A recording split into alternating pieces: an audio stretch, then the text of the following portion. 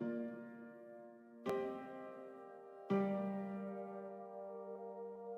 nuns of the Holy Cross Order in Paris sought refuge through Europe. Lord Arundel of Wardour gave them a home, he gave them harbour here in 1802, and they went about creating a nunnery.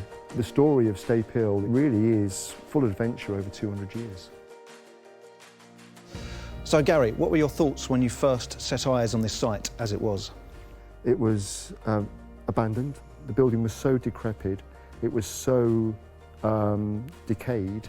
A lot of the modern structures which had been built by the nuns were actually forcing the historical parts to almost collapse and fall in on themselves. And floors were collapsing, so it became a race to get the permission to allow us to start saving this building, because it was literally falling down in front of us. To be truthfully honest, this is probably the first time I've come across a site like this in my entire career, and I said I probably won't see one again. They're fairly unique. How big a challenge was turning this into the place we see now?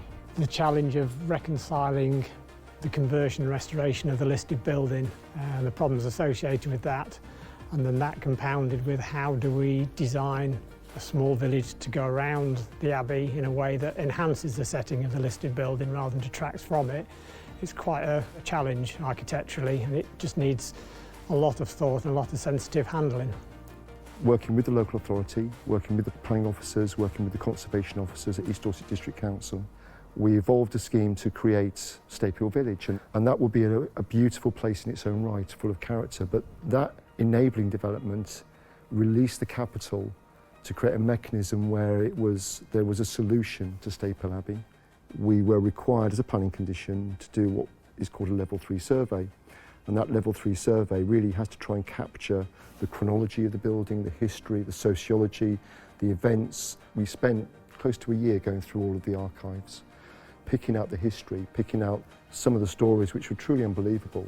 There was a mass graveyard in the courtyard that's behind us, so we had a place where they could be reburied on holy ground. So it was understanding of the history of the building and how it's developed and progressed and extended over the years, and it's peeling back those layers and keeping the important focal points of the building. But it was also how that history and its story could be maintained, because the buildings had a story. So Gary, some of the architectural features obviously weren't of the time, and you've had to use some modern materials on some of the more vital architectural features, such as the guttering. Can you explain where that came from and how you came to use it?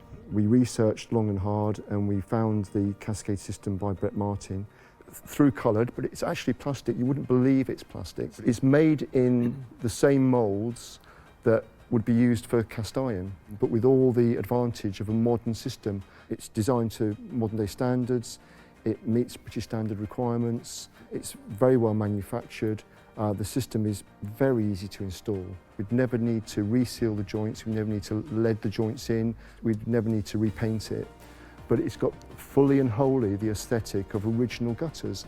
We've got a lot of roofs here, so what we needed was a system that could accommodate a more domestic scale roof, but could also almost accommodate an industrial scale, but all within the same system, so it's not noticeably different.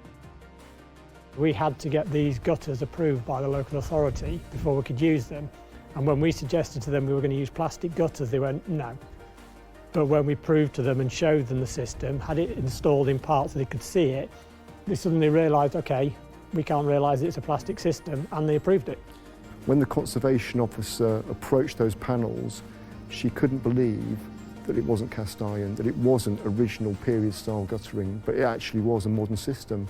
That's been there for 4 years. It's never leaked once. It's never had a problem. It still looks fantastic now, and it will still look fantastic when the Abbey is sat here for another generation, I'm sure. I was going to say, for as long as the Abbey is still standing. Yeah. Built to last. So there's now 50 new homes here in a building that was derelict, effectively, and had no long-term survival. It was always the case that it had to be of an outstanding and well-thought-through design that preserved its historical value with no compromise. A wonderful site, a wonderful history. Gary, Alistair, thank you and congratulations on your regeneration of Stapehill Abbey. Thank you very much. Thank you.